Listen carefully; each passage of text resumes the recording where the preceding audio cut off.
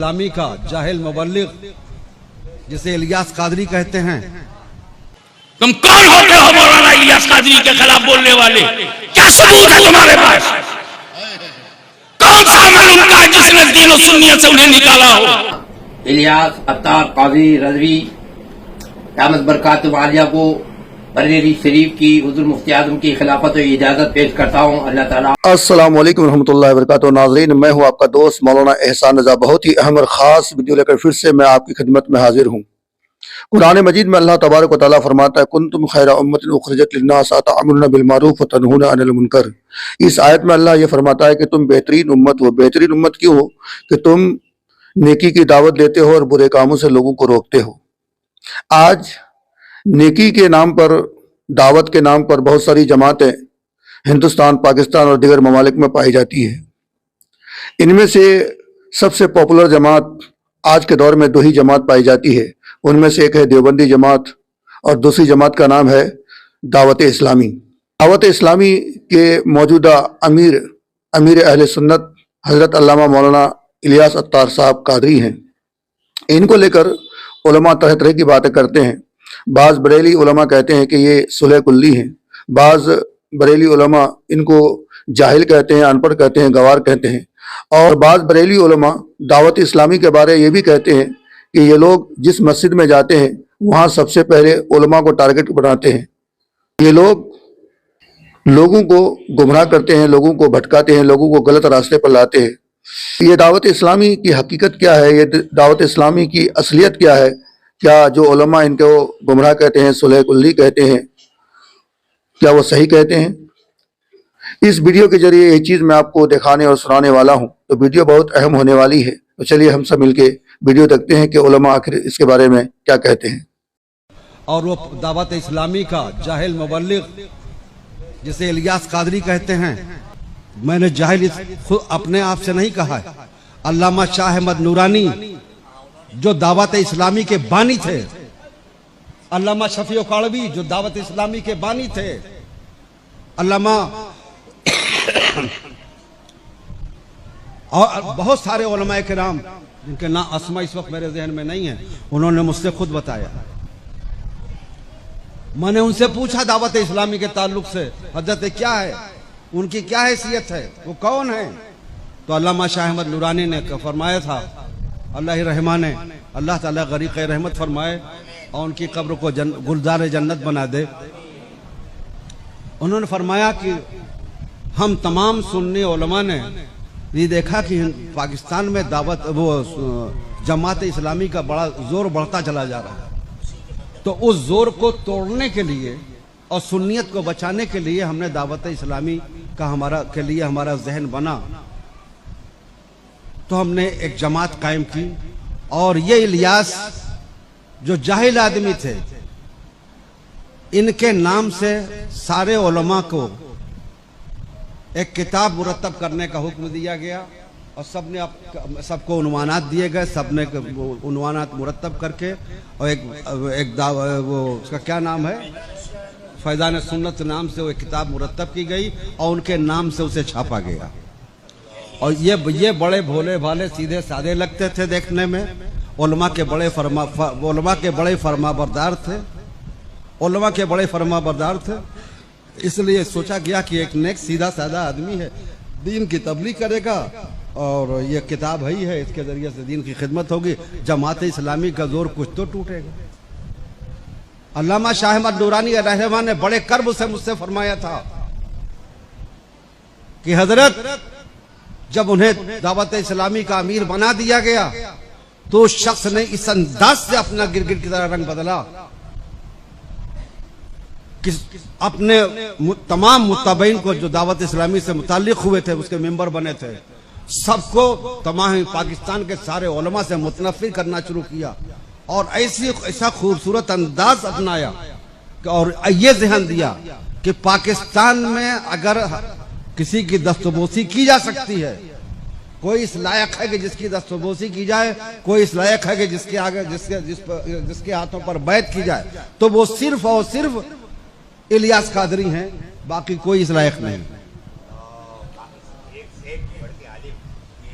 اور یہ ماحول اس طرح بگڑا اس طرح سے کہ ان کا دعوت اسلامی کا ایک گروپ بن گیا، تمام علماء ان سے کٹ گئے، بیزار ہو گئے، اور سارے علماء ان پر لعنت ملامت کر رہے ہیں۔ پاکستان کے علماء کی بات بتا رہا ہوں، جنہوں نے مجھ سے خود بات کی، جامعہ نیبیہ کا پورا اسٹاف آیا، محدث آئے، علماء آئے، مفتی آئے میرے پاس، اور مجھے پوری ڈیٹیل سے بتایا ان کی پوری روداد۔ علامہ شاہ احمد نورانی مجھے بتا ہی چکے تھے۔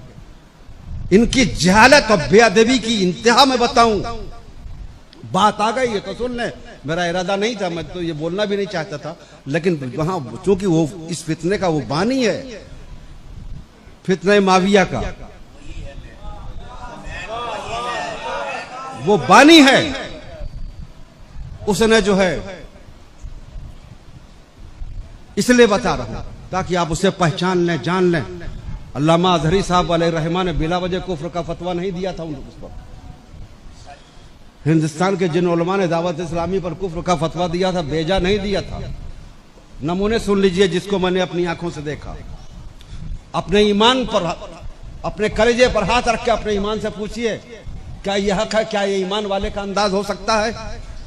ان کے متبعین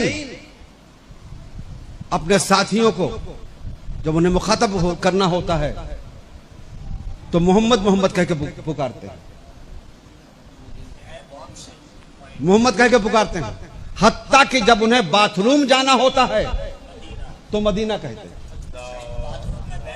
اپنی آنکھوں سے دیکھا ہے میں نے، اپنے کانوں سے سنا ہے، جانا ہے باتھ روم مدینہ، مدینہ کے الفاظ استعمال کرتے ہیں۔ غیرت ایمانی کہاں چلی گئی ہے؟ کیا یہ ایمان ہے؟ پین پر مونوگرام مدینہ طیبہ کا گنبد خضرا کا مونوگرام بنا کے 24 گھنٹہ لگا کے رکھنا، نالین شریف کا مونوگرام سینے پر اور پگڑی پر لگا کے رکھنا، اور اسی کنڈیشن میں فلیش باتھ روم میں جانا۔ یہاں تک آپ کو بتاؤں کہ انہوں نے انتہا یہ کر دیا کہ دعوت اسلامی والوں نے قرآن عظیم کی تباعت کرائی اپنے طور پر، اور قرآن عظیم کے سر ورق پر نالین مصطفیٰ صلی اللہ علیہ وسلم کی تصویر چھاپی۔ میں نے اپنی آنکھوں سے دیکھا، یقیناً نالین مصطفیٰ کی بڑی عظمت ہے، اس کی عظمت کا ہم اندازہ بھی نہیں کر سکتے، اس کی عظمت پر ہمارے دل و جان و ایمان سب قربان، نالین مصطفیٰ کی عظمت پر۔ لیکن نالین بہرحال نالین ہے اور قرآن بہرحال قرآن ہے۔ حضور تاج شریعہ کیا فرماتے جانتے ہیں کہ ہم ان تنظیموں کو بعض اختلافات کی بنیاد پر مسلک اعلیٰ حضرت کا مبلغ اور نمائندہ نہیں مانتے۔ نمائندہ ہونا الگ چیز ہے اور کسی کو کافر کہنا الگ چیز ہے، دونوں میں فرق ہوتا ہے۔ ظاہر سی بات ہے کہ ہم آپ کو نمائندہ اپنا نہیں مانتے ہیں، یہ ایک الگ بات ہوئی، لیکن آپ کو مسلمان ہی نہیں مانتے، یہ ایک الگ بات۔ کون ہوتے ہو مولانا الیاس قادری کے خلاف بولنے والے؟ کیا ثبوت ہے تمہارے پاس؟ کون سا عمل ان کا جس نے دین و سنیت سے انہیں نکالا ہو؟ اگر اللہ اس کے رسول نے نہیں نکالا تو تم کون ہوتے ہو نکالنے والے؟ ثبوت دو۔ مجھے جو کہنا تھا تم نے کہا، میں نے کبھی صفائی نہیں دی کیونکہ میں سمجھ رہا تھا یہ آخرت کا سرمایہ ہے۔ لیکن اگر کسی اور عالم دین کو کہو گے، چاہے وہ مولانا ظہیر الدین خان صاحب ہو، چاہے مولانا الیاس قادری ہوں، ہم آپ سے ثبوت مانگیں گے۔ یہ لمبی داڑھی، یہ تقویٰ، یہ عدل اس لیے دیکھا جاتا ہے کہ تو سننے لائق ہے بھی کہ نہیں۔ بات بعد میں تحقیق ہوگی، پہلے تیرا ہی حساب ہوگا۔ فاسق مولن کی دی ہوئی خبر پر عالم دین کی توہین کرنا شرم نہیں آتی؟ خدا کے سامنے جب مسجد میں کھڑے ہوتے ہو تو کہتے ہو پیچھے اس امام کے منہ میرا ترو کعبہ شریف کے پیچھے بڑے بڑے سیٹ ہو، بڑے بڑے تم متولی ہو، ٹرسٹی ہو، مگر جماعت میں بولتے کیا ہو؟ پیچھے اس امام کے۔ شرم نہیں آتی؟ فجر میں، ظہر میں، عصر میں، مغرب میں، عشاء میں پیچھے اس امام کے، اور جیسے نماز ختم ہو جاتی اپنے پیچھے پیچھے امام کو لے جاتے ہو۔ الیاس قادری صاحب نے لاکھوں لوگوں کو کنز ایمان دے دیا ہے۔ میں نے 1000 آدمی کو بہار شریعت نہیں دی، الیاس قادری صاحب نے لاکھوں لوگوں کو بہار شریعت۔ مجھ سے زیادہ وہ کام کر، ہاں میں جب ان سے زیادہ کام کروں تب مجھے حق پڑتا ہے کہ میں یہ کہوں کہ ان سے دور رہوں۔ What are the rights I got? For me to say be away from them, I should be higher than them. سنی تو ہے نا۔ ایون تاج الشریعہ نے دعوت اسلامی اور سنی دعوت اسلامی کو نہ گمراہ کہا نہ کافر کہا، لیکن لوگ کہتے ہیں کہ حضرت نے گمراہ کہا۔ جھوٹے ہیں۔ میرے پاس محدث کبیر کی ریکارڈنگ ہے، تاج الشریعہ کی ریکارڈنگ، فرمایا کہ ہم نے گمراہ نہیں کہا، نہ ہم نے کافر کہا ہے۔ तो जब उन्होंने गुमराह नहीं किया, उनका नाम लेके लोग गुमराह कहते, तो ये तो हजरत को बदनाम करने वाले हुए। बानिए दावत इस्लामी हजरत मौलाना इलियास अत्तार काजी रजवी दामत बरकातुहू आलिया को बरेली शरीफ की हुजूर मुफ्ती आजम की खिलाफत और इजाजत पेश करता हूँ। अल्लाह ताला उनके जरिए खूब दीन की खिदमत करने और मसलकार की खिदमत करने की तौफीक अता फरमाए। दूसरे मुफ्ती बाज़ उलमा इलियास अत्तार कादरी की सपोर्ट में बात करते हैं, बाज़ उलमा इनके खिलाफ में बात करते हैं। जो लोग इनके खिलाफ में बात करते हैं उनका मौक़िफ़ ये है कि इलियास अत्तार कादरी ने कुछ गुस्ताखियाँ की है। गुस्ताखियाँ क्या क्या की है, उनमें क्या क्या गुस्ताखी की है। सबसे पहले गुस्ताखी ये कि कुरान मजीद को उन्होंने जो छपवाया है नालैन के ऊपर छपवाया है। तो नालैन है, नालैन के ऊपर कुरान मजीद को छुपवाना ये सबसे बड़ी उनकी एक गुस्ताखी है। दूसरी गुस्ताखी ये पेश कर रहे हैं कि इलियास अत्तार कादरी बाथरूम जाते वक्त लोगों को मदीना मदीना कह करके बोलते हैं, या उनके मुबल्लिगीन जितने भी हैं कहते हैं मदीना मदीना। ये मैंने भी सुना है, वो लोग जब आपस में बात कर रहे होते हैं तो बातों के दरमियान वो लोग ये कहते हैं मदीना मदीना।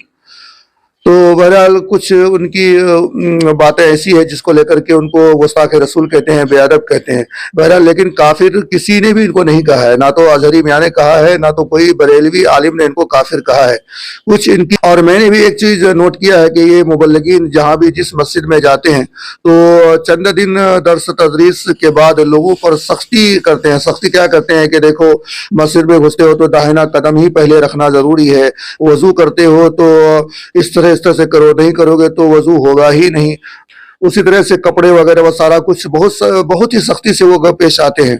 और उनका सबसे पहला टारगेट ये रहता है कि जिस मस्जिद में वो लोग जाते हैं वहाँ सबसे पहले इमाम को टारगेट बनाते हैं कि देखो इमाम साहब किस तरह से मस्जिद में घुसते हैं, इमाम साहब मुसल्ले पे कौन सा पाँव पहले रखते हैं, इमाम साहब जब नमाज की नीयत बांधते हैं तो वो उनकी उंगलियां सीधी है कि नहीं है, इमाम साहब का पाँव किस तरह से है, इमाम साहब पगड़ी पहनते हैं कि नहीं पहनते हैं, पायजामा कहीं टुकने से नीचे तो नहीं है।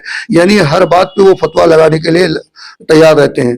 तो कुछ उनकी खराबियां भी हैं, कुछ अच्छाइयां भी है। अच्छाई क्या क्या है, जैसे अभी आप देखेंगे तो पूरी दुनिया में दावत इस्लामी जोर और शोर से लोगों को दीन की दावत देते हैं और भटके हुए लोगों को सही रास्ते पे लाते हैं। तो खुलासा कलाम ये कि दावत इस्लामी एक अच्छी जमात है, उसकी हमें हिमायत करनी चाहिए, सपोर्ट करनी चाहिए, क्योंकि वो दीन की खिदमत करते हैं, बिलखुसूस अहले सुन्नत वल जमात से लोगों को जोड़ते हैं। और जो लोग शराबी जुआरी ऐसे लोगों को भी उन्होंने दीन की तबलीग के जरिए से शराबी जुआरी चरसी गांजरी ऐसे लोगों को भी उन्होंने सही रास्ते पे लाया है। तो ये जमात अच्छी है, इनकी हमें हिमायत करनी चाहिए, हमें सपोर्ट करनी चाहिए। अल्लाह ताला हम सबको समझने की तौफीक अता फरमाए। दीजिए अपने दोस्त मौलाना एहसान को इजाजत। अस्सलाम वालेकुम।